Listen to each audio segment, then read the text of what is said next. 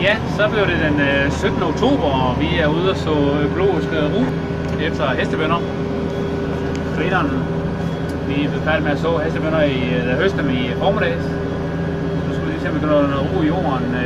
Det er jo så andet år med reduceret jordbehandling i det økologiske system, så det bliver virkelig spændende, om vi kan styre det. Som man måske kan se, så er der forholdsvis meget kløver i hvert fald i bunden. Men det ser ud til, at det går.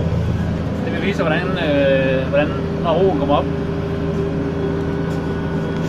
Sådan der ser det ud, der er sået. Så vi er i hvert fald noget spændte på det, om roen får en chance, selvom det bliver kvalt af græsset. Vi skal lige have vendt en gang her.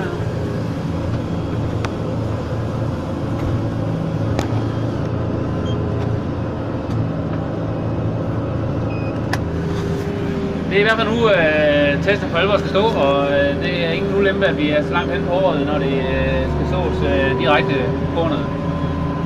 Så det vil vise sig. Lige før var der en masse fugle, jeg har været ude og grave. Der er i hvert fald godt med liv i jorden i form af regnorme og insekter. Så det er helt sikkert, at vi har fået en sund jord ud af det.